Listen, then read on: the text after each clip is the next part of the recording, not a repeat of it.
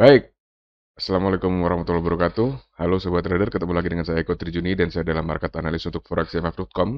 Dan kali ini saya akan membawakan market outlook untuk Sobat Trader untuk minggu tanggal pekan ya, maksudnya tanggal 24 sampai dengan 28 April 2023. Nah, akan ada seperti apa di sepanjang pekan depan untuk outlook ekonomi secara fundamental maupun secara teknikal akan kita bahas kali ini. Oke, kita akan mulai dulu dari isu secara fundamental. Oke, ini dia Sobat Trader untuk data ekonomi yang akan kita bisa dapatkan sepanjang minggu depan, tanggal 24 sampai 28 April 2023.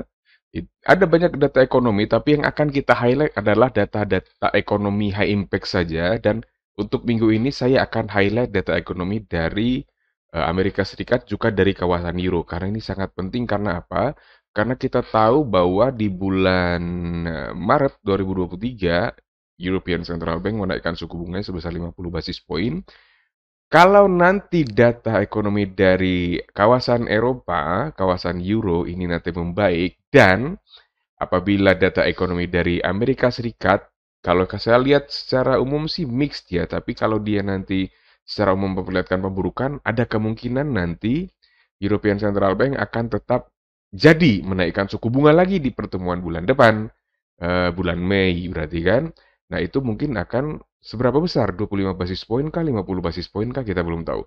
Tapi intinya adalah, kalau data ekonomi Amerika memburuk sepanjang pekan depan, dan data ekonomi kawasan Euro membaik sepanjang pekan depan, ini ada kemungkinan Euronya akan menguat. Oke? Untuk data ekonomi lain kita akan cek secara garis besar aja ya. Oke, dimulai dari data bulan tanggal 24 April hari Senin, itu akan ada business climate dari Jerman, yang mana adalah merupakan patokan salah satunya untuk perekonomian kawasan Euro. Kita lihat dari 93,3 diperkirakan naik menjadi 94. Oke, ini berarti positif ya untuk Euro. Kemudian di hari Selasa, data dari Amerika Serikat untuk consumer confidence bulan April dan new home sales bulan Maret. Kita lihat cek ini. Kalau consumer confidence-nya turun sedikit dari 104,2 ke 104, new home sales-nya pun turun dari 640.000 menjadi 634.000. Oke, jadi udah ini mix ya, ini proyeksinya jelek, ini proyeksinya bagus. Oke. Kita cek lagi hari Rabu tanggal 26. CPI dari Australia diperkirakan turun dari 1,9% ke 1,3%. Nah, ini yang pentingnya, Core Durable Goods Orders untuk bulan Maret dari Amerika Serikat, pukul 19.30 nanti, minus 0,1% jadi minus 0,2%. Crude oil inventories, ini tentang minyak dunia ya, ini nanti akan diperkirakan naik juga supply-nya. Nah, ini GDP dari Amerika Serikat dari 2,6% hari Kamis ya, ke 2%. Initial jobless claim 240.000 naik jadi 250.000, jelek juga proyeksinya. Pending home sales dari 0,8% jadi 0,3%, jelek juga proyeksinya. Nah, sementara di hari Jumatnya data dari kawasan Euro, Jerman GDP oke, diperkirakan turun juga dari 0,9% jadi 0,9%. Tapi ini juga diperlihatkan ini untuk yang mana ini? Untuk pertumbuhan tenaga kerjanya juga turun dari 16.000 jadi 10.000. Nah, ini akan seperti apa nanti tarik-tarikannya? Nah, ini sangat menarik Sobat Trader karena itu nanti akan sangat mempengaruhi pergerakan market di hari Jumat terutama. Kita akan sama-sama pantau data ekonomi euronya seperti apa, kemudian data ekonomi dari Amerika Serikatnya seperti apa. Oke, kalau kita lihat juga Jerman CPI-nya juga turun, Jerman GDP-nya juga turun, jadi tarik-tarikan. Yang bagus dari kawasan euro hanya data di hari Senin ini. Jadi Business Climate Index dari Jerman itu aja. Ini akan tarik menarik nanti datanya. Nah, jadi sepanjang minggu depan itu akan sangat menarik. Oke. Nah, sementara kalau untuk secara teknikal seperti apa? Secara teknikal kita akan coba mulai dari gold dulu ya. Gold Sobat Trader kalau kita lihat memang secara umum dia masih cenderung up ya. Tetapi kalau kita lihat dari sini, ini dia sudah mulai sideways dan kalau kita lihat puncak-puncaknya ini juga cenderung turun. Oke, jadi ini ada kemungkinan merupakan salah satu indikasi bahwa arahnya akan mulai berubah. Kuncinya kita ambil yang ini aja untuk pekan depan, sobat trader. Untuk pekan depan kita ambil area support ini. Oke, itu berarti ada di kisaran 1967,12. Oke. Nah, kita pakai support dan resistance ya. Jadi kalau untuk saat ini saya akan mencoba untuk melakukan analisis teknikal, tentu saja dengan support dan resistance.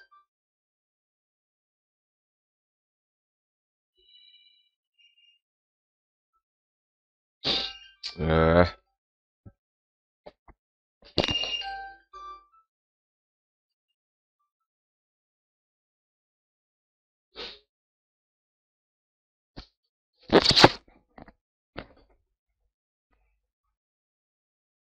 jadi ketika harganya naik, dia tembus ke atas 78,95.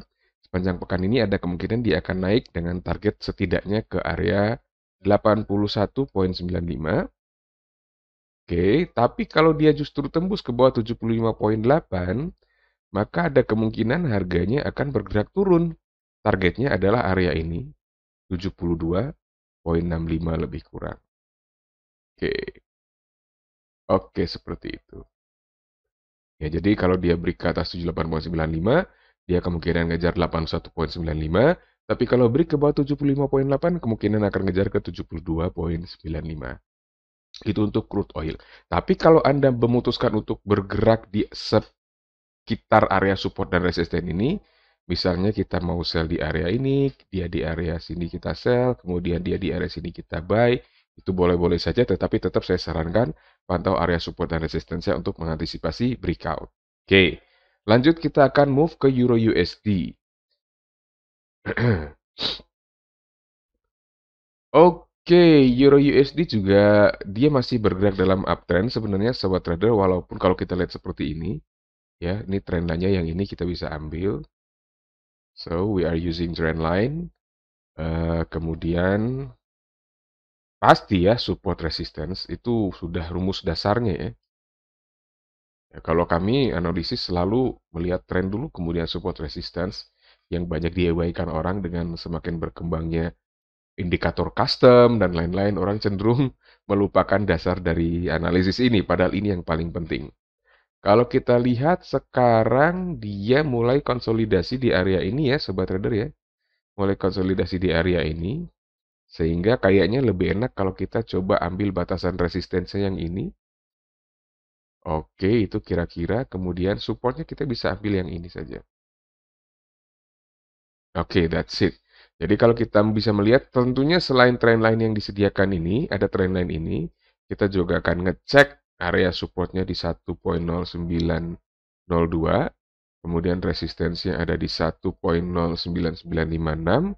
Nah, kalau nanti harganya break ke atas 1.09956, ada kemungkinan dia akan naik untuk nargetin area 1.10758. Sebaliknya, kalau dia break ke bawah 1.09020, ada kemungkinan harganya akan bergerak turun dengan target di area 1.08308. Nah, sekali lagi kalau Anda memutuskan untuk mengikuti trendline ini, Anda bisa coba untuk cari konfirmasi sinyal buy di area trendline ini. Targetnya di sini dan di sini. Oke, itu untuk Euro USD. Terakhir kita mau cek di GBP USD. Nah, GBP USD ini jauh lebih menarik karena walaupun kita bisa melihat ini secara umum dia masih bergerak dalam uptrend, tapi kalau kita lihat saat ini sobat trader, saya akan zoom in. Oke, wait a second. Kalau saya zoom in, ini di zoom out juga kelihatan sih. Ini kan kita bisa lihat ya, ini ada puncak di sini, ada high di sini, juga ada high di sini ya. Nah, kalau kita lihat ini sobat trader, dia akan berpotensi ya, belum confirm menjadi apa nih sobat trader?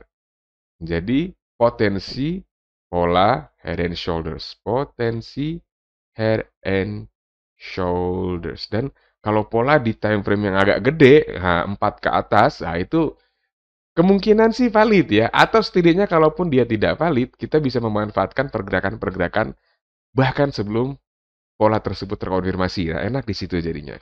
Nah, kita akan zoom out dulu, zoom in ya. Nah, kalau kita lihat kan berarti kan neckline-nya yang ini ya. Oke, ini neckline-nya dia tidak sempat tembus, dia bounce up lagi. Kita akan lihat. Kalau sobat trader, sepanjang pekan depan dia berhasil tembus ke bawah neckline ini. Oke, seperti ini. Kita zoom out lagi. Dia berarti berhasil tembus ke bawah neckline ini. Berarti si head and shoulders-nya terkonfirmasi. Dan dia kemungkinan akan turun kemana kira-kira. Kita ambil aja targetingnya seperti ini. Oke, karena kan sepanjang head kan. Head ke neckline kan targetnya ya. Misalkan dia breakout-nya di sini. Berarti targetnya kemudian adalah area sini sampai sini. Oke, ini saya hapus dulu. Target ini kita kasih warna hijau. Oke, ini juga. Oke. Nah, enak nih sobat trader nih, kita tinggal tunggu breakout dia ke bawah neckline ini, kemungkinan targetingnya akan ke area ini. Itu berarti areanya 1.22487 sampai 1.21573. Tapi ini tentu saja outlook-nya agak panjang ya, seminggu ke depan kira-kira. Nah, ini yang perlu mungkin kita bisa cek untuk GBP USD. Walaupun memang kita bisa juga cek area ini ada area resistance di sini. Nah, eh warna merah itu E-nya 1 ya. Oke. Nah, kalau dia nanti break ke atas ini ada area resistennya berarti kita di 1.24773. Kalau dia break ke atas area tersebut, sobat trader, ada kemungkinan harganya akan bergerak naik ke area 1.25444. Itu untuk sepanjang pekan depan. Oke. Oke, itu dulu mungkin yang bisa saya sampaikan untuk sepanjang pekan depan untuk outlook analisisnya secara fundamental kita sudah bahas, secara teknikal juga sudah kita bahas. Mudah-mudahan apa yang sudah kita bahas kali ini bisa berguna untuk setidaknya arahan sobat trader untuk selama seminggu ke depan kira-kira peluangnya akan seperti apa, arah pergerakan marketnya kira-kira akan seperti apa untuk jangka menengah. Oke, tidak lupa saya selalu ingatkan untuk selalu menempatkan stop loss dalam setiap transaksi Anda. Jangan lupa, jargon kita atau slogan kita adalah tidak berani pasang SL, tidak usah trade. Oke. Oh iya, ini masih berkaitan dengan suasana Lebaran.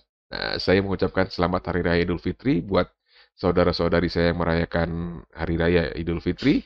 Mohon maaf lahir dan batin. Mudah-mudahan semua amal ibadah kita selama bulan Ramadan 1444 Hijriah kemarin bisa diberkahi, diterima oleh Allah Subhanahu wa taala dan diberikan pahala yang berlipat ganda. Taqabbalallahu minna wa minkum, siyamana wa siyamakum. Saya Kotri Juni pamit dulu. Salam profit. Assalamualaikum warahmatullahi wabarakatuh.